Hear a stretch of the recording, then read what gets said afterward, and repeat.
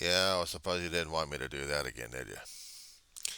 6:16 in the morning, West Coast time. Still the 10th of February, 2024. We reach on St. Roseman, California. Yeah, some of the Christmas decorations have been put down, and something's already been exposed already. I've been trying to put up the. Well, I'm trying to put it back up again, but I'm not quite sure. I think it's time to take down the decoration a little bit, but I'm still keeping my Christmas decoration going. Something touched a nerve, and I went off on a 3 video rant on this one. I wanted to talk about my brother. I wanted to say how my brother was very special to me. Very special.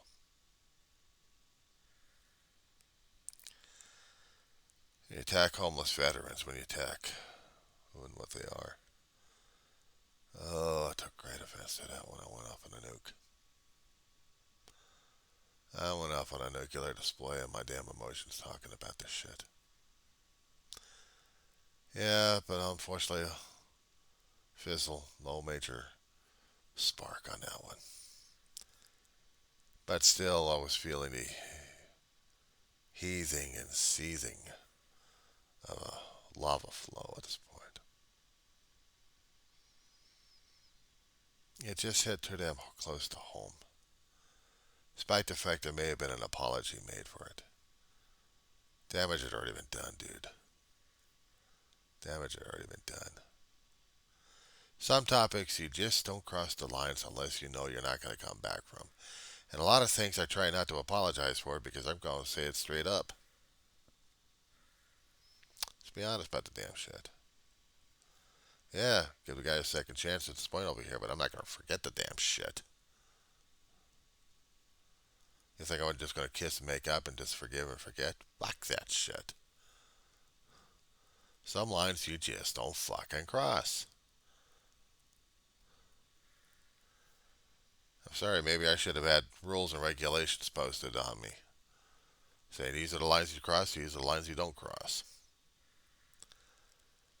And I imagine some of the people who've actually listened to this guy's channel. They're speaking. They're speaking about it. When you're dealing with something you live with too close to home,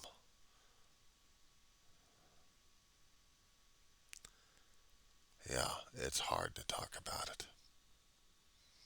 And hearing somebody else badmouth the damn shit because he's got a bad conniption fit, or he's got a bad burr up his ass trying to find a story and he's tired of this and tired of that. Well, fine, be tired about the damn shit. Rant and rave about that one, but start attacking people left and right. Politicians are one damn thing for their screwed up mouths and everything else. They're trying to get the emotional rile. And I understand that. But people take it way too personally. I know I take it way too damn personally. When you actually touch a topic that's very sensitive. It's like politicians don't touch the other topics unless they know it's going to be burning them on the ass on this one. That was a good demonstration of it in a fictional sense. West Wing episode where I can't remember the damn title of it, but I can tell you a little bit about the episode here where CJ. No, I do know about this one here. Okay. Always regarding. Yeah, then the brain goes crazy. I mean, I can see the images at this point over here. Edward James almost plays a soon to be Supreme Court judge to be put on the bench. The White House had been working their asses off like crazy. This is from the West Wing episode on this one. And Josh Lyman, played by Bradford Woodford, I think, is talking to a group of students in a college, talking about what was going on. And in between him trying to talk about it, he's dealing with phone calls from his fellow senior staffers, trying to get over to this particular state where the presumed nominated judge is in trouble with the local law enforcement for some crap. And in between this, he's also telling about stories of what's happened at the White House during that same time period, what happened hours earlier, where the press secretary, C.J. Craig, was experiencing tooth problems, so she had to go in for root canal. And since there was nobody else in the communication bullpen to help out, guess what? Josh Lyman gets in there. Oh God, there goes the White House in the country, where he's trying to talk with the press, and he still thinks they're the enemy, and then they go after him, and then he comes out with the secret plan to deal with inflation, super secret plan of the nation. He leaks this damn shit out, talks about it, jokes about it, and they take him seriously on this one. They're wanting more information about it. And C.J. Craig looks at this damn shit, and she wants to kill him. Let's take out the K word on this one. Uh, let's just say that she was very upset at him. Darius has a poor left to ride on this one.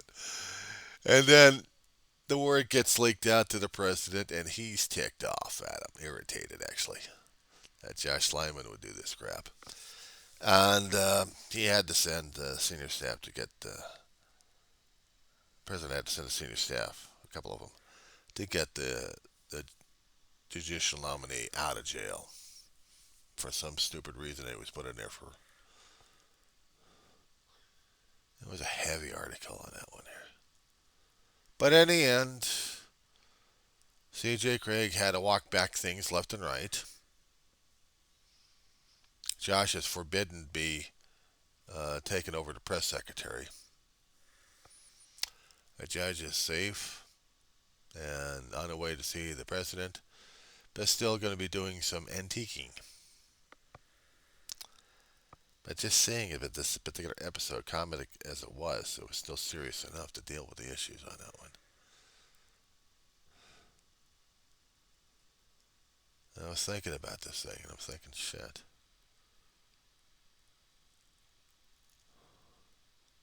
Sometimes I see different elements in theatrical and media and literacy that, I don't know,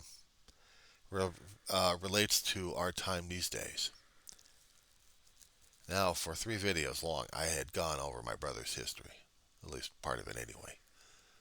And for the reasons why that it mattered to me a great deal that I talked about it. And also the reason why I took off the damn Christmas decoration anyway to show the clock up there. Still not working to this time. It was broken when we actually had it over at the trailer home before we moved into the apartment a few years back. It was working until the damn thing stopped and we couldn't fix the damn shit, so we just left it alone. And I kept that hidden with another college bag because I didn't want to show off the Budweiser. That's what the SEAL community called it. Kind of funny to call it an emblem after a damn bear. But I don't argue with them. The wording on the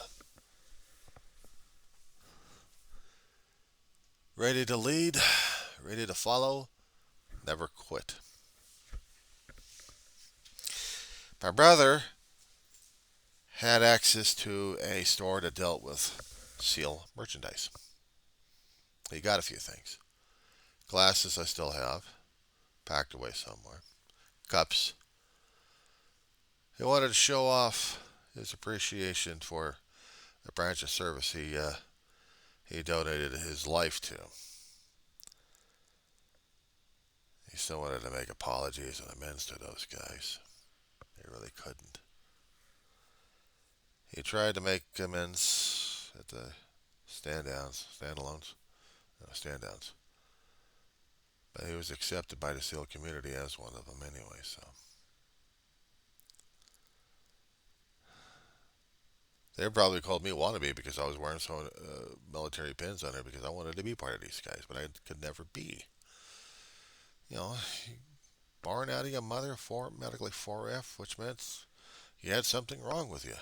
And for me, it was basically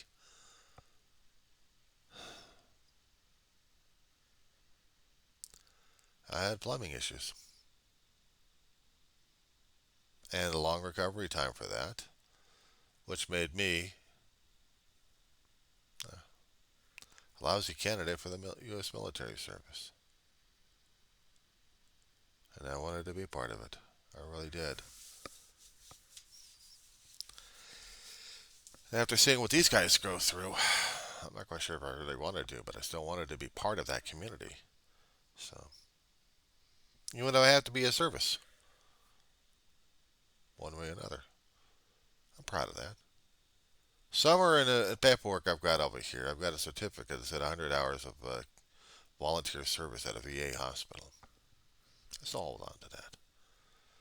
To me, that's important. I got a picture of it on my phone, but to me, it's still important of what I did. A way of giving back, constantly giving back. What do I owe them? I don't know. I wanted to be part of their community. I wanted to be part of them, but seeing how the military had been changing and mutating into different things left and right, sometimes I wasn't quite sure about it. But I didn't hold a grudge against these guys who kept volunteering and kept going into the meat, getting into the meat show, going into the shit. Whatever you would call it these days. Grinder.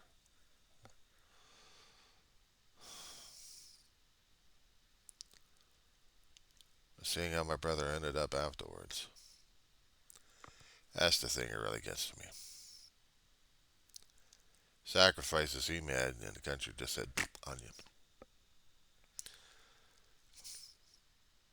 Because of some of the mistakes he did make in the military. Although grant him a funeral, that's about it. Of which I haven't had it done yet. His ashes are still up here. Along with Ma and some of my other dogs. It still hurts like hell for me to say the ultimate goodbye to him like that. Of doing the services. It still hurts like hell for me to even start considering it.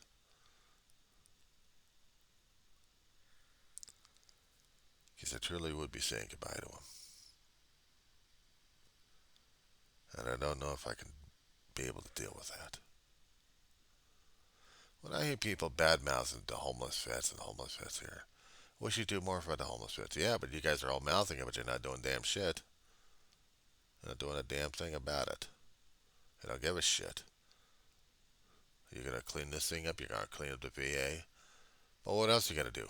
I hadn't seen you done shit. I hadn't seen the VA done shit either. Sometimes I'd come across horror stories online.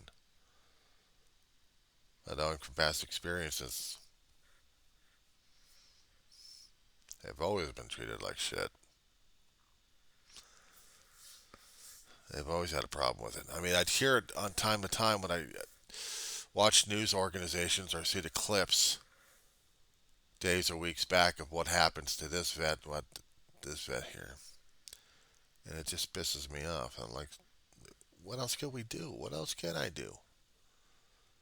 But talk about it. Well, what action?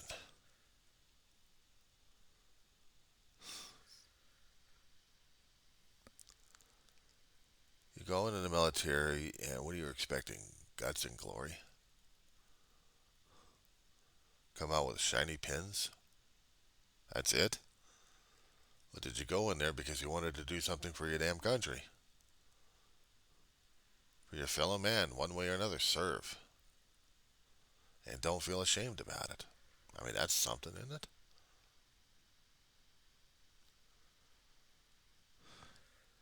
And it's like when I hear somebody kind of badmouthing the vets, I mean, that just, oh God, it pissed me off a great deal in this one. Shut up, stomach. I know it's early in the morning. I'm not apologizing for my bodily functions.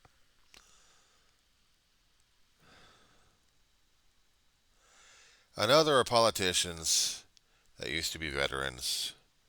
Some of them turned out to be Democrats and other conservatives, and they've got their own viewpoints of what's going on. And yeah, sometimes I think they're screwed up in their own damn thinking. Me being liberal and not had served in the military, so how would I know? No, but I served military veterans.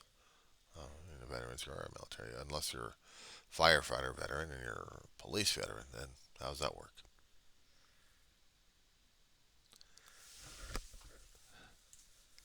And this doesn't mean that I am not fond of veterans. I am. They put their lives on the line. First responders, military, even volunteers. Even volunteers. I got to be a front line for something to serve and to show and to demonstrate. So I can't hold that against people on that one. I appreciate and root for the volunteer because I used to be volunteer for a lot of things. Sometimes I wish I was a little bit more because then I would be able to tell these guys, I know how you feel. Let's talk.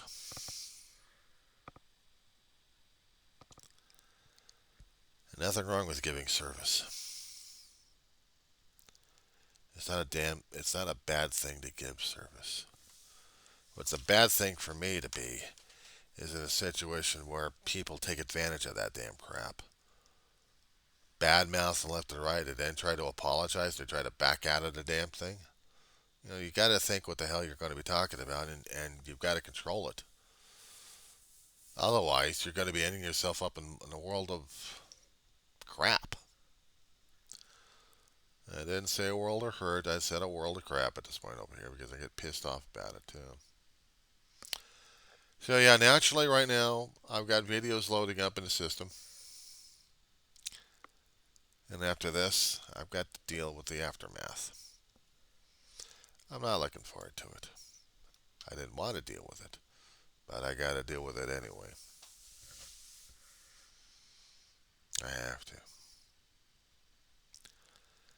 There's stuff I was talking about concerning about life sciences and everything else because I like science. I'm a geek. I'm a science fiction geek. But I can also deal with the metaphysics. I can also deal with, spiritual stuff. That's okay. When it comes down for humanity, such as politics, that's the one damn thing that sometimes I kept asking myself, what the hell do I keep getting myself involved with? And it just drives me nuts. It's cold as hell. I've got a t-shirt on right now, and I'm shivering, but I'm talking. My stomach is grumbling, and I need to get food for it, but I'm still talking. I haven't had coffee yet, and I'm still talking. But I had to lay it into this guy in the third video. I mean, I really had to set the stage up and send it out.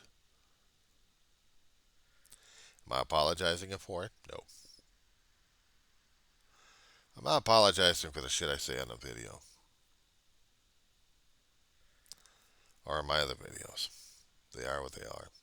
They're records. Mental status and how I'm thinking and how I'm feeling at the time.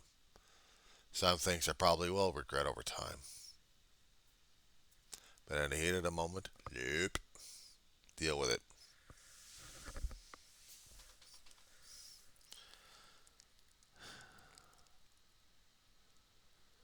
It's one thing to have a difference of opinions, and I'll respect that. I'll respect the First Amendment rights at this point over here. But to hear people attacking the other people because of this reason or that reason, and the problem is I can't deal with it, and I have to go for defense. My brother did the same damn thing. Now I got to defend his honor, integrity, and the spirit of it, because that becomes my job. I'm a student. I'm a student. I go to a community college and I learn shit as an adult. Been there several years, taking 2 classes at a time, sometimes taking a semester or two because of the other things happening in life that take a priority or delays that more and more. Maybe I'll never get a certificate at this point over here, but I'm damn glad I am a student and I'm damn glad I go studying shit. problem is sometimes people look at it as political. Now,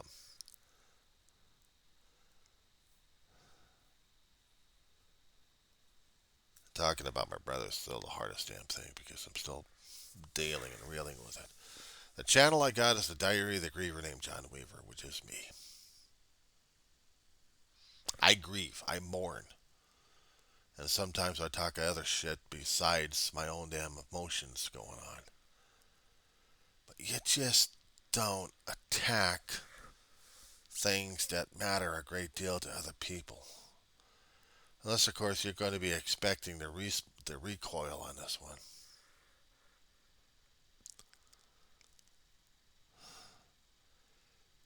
In one particular point, I would probably agree with this poster about the ultra patriotic way we look at veterans. This is not a new phenomenon. I keep telling people in my other videos, history, history, history. You just don't see the damn connections. You don't see it. Sometimes we treated the veterans with grace, dignity, and a hell of a lot of respect, and other times we spit the living crap out of them because we didn't like what they did. Now, some of these veterans have actually been through hell. Actually, when politicians have actually tried to do some positive stuff. A few of them are still alive. Actually, many of them are still alive. And they tried to deal with their life one way or another. But what I don't get is when you get angry and pissed off at the veterans who got a strongly worded opinion about their own things, about their own way of viewpoints, and you think like they're crap or something like that. Or you don't like people being used as a prop for the politicians. I can understand that anger right there. But taking it out on the subject matter there, that's a line, dude. That's a line you don't cross. It's like going up to a person who's being used as a prop and pissing on him because this guy's been used as a prop for other things and he doesn't have an idea what the hell's going on except realizing you're pissing on him. Say it as it is. People worry about the damn monetization shit. I'm like, no, I don't get any fucking money at this point over here, so fuck my language. I don't give a shit.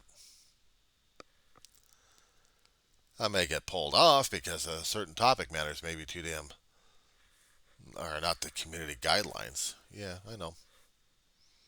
And I'll be dealing with them anyway, and I'll be pulled off maybe for a short time. But after that, I'm dealing with it as is. Deal with a reality check.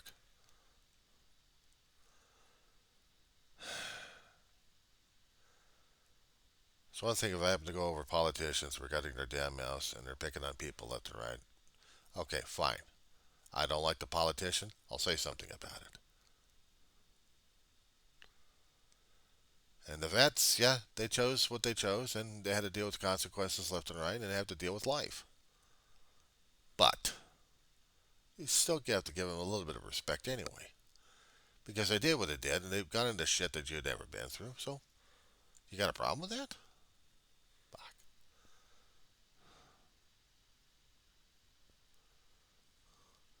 My family, in different time zones, have been, in different generations, absurd. Sometimes those are the ones that have to serve next to these guys. And I'm one of them.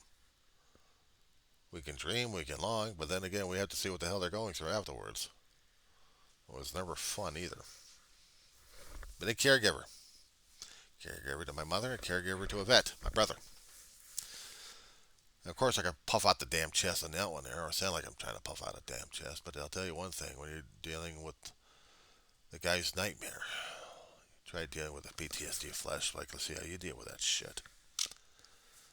The other side of things I hadn't said anything about is when my brother went through the PTSD flashbacks. He didn't know where the hell he was or who the hell I was. Wakes up from a fucking dream in his chair. His blue rocker, recliner, and didn't realize where the fuck he was. He thought it was somewhere else.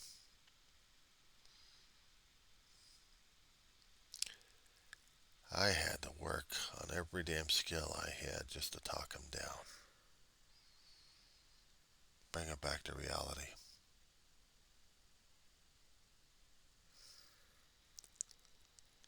It's something you don't want to see.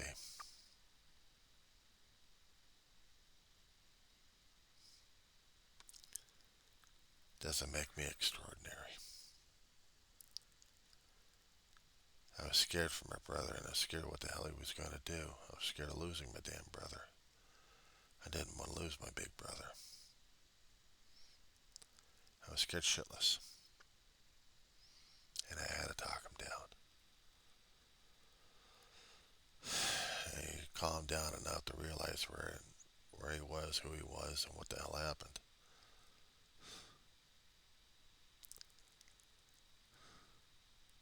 I didn't hold it against him. I knew he was having a flashback. But at the time it was scarier and shit, that's for damn sure. And he had to talk to his doctors about getting stronger medications.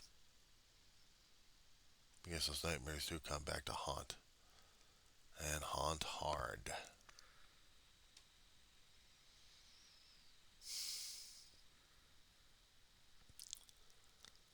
So, make all the damn apologies you want.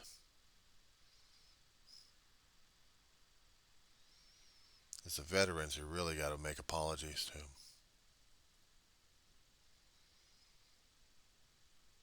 You have to. I don't respect those who disrespect others. Except when it comes down for politicians and their damn mouths. That's a different story altogether. They asked for it. They wanted to get into the damn shit. Well, guess what, boys and girls? And what's the difference? When you get into politics, you're in there to be part of a system. Either you're going to be helping people or else you're going to be helping yourself. If you're going to be helping yourself, you're being a mouth to everybody else and showing what kind of a good guy you are, puff out the chest and point fingers at people left and right and think, I could do this, I could do that. I'm such and such or so and so. You got an ego to feed.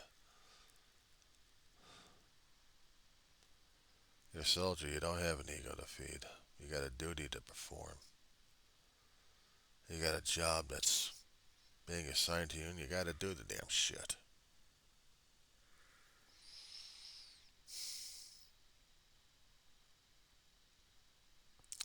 Patriotism? Yeah, it's one thing feeling patriotic for your country, but I'll tell you one thing, when you keep puffing out your chest and keep puffing into people's faces, don't touch me because I'm being an asshole towards you. Well, unfortunately, someone's going to touch you anyway and risk the rest of the bracelets. And then you're going to have to deal with the after effect, aren't you?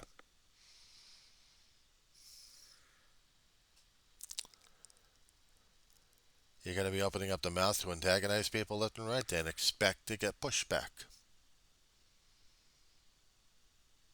You're going to think you're going to subjugate people left and right with the mouth? Expect to get pushback. But then expect one thing that always escapes to Neanderthal thinking at this point over here. We do have, to a point, limited freedoms regarding our expression. There's no absolute freedom we have. We have rules and regulations. We have limitations we place upon ourselves to say and do things. But once we cross those lines, expect the consequences sometimes. You can be blind and ignorant. Not going to help you much. It's not going to help at all. Okay, so enough of me belly aching about this one here. I gotta feed my belly at this point because it's screaming and yelling in my face. So I will talk at you folks later.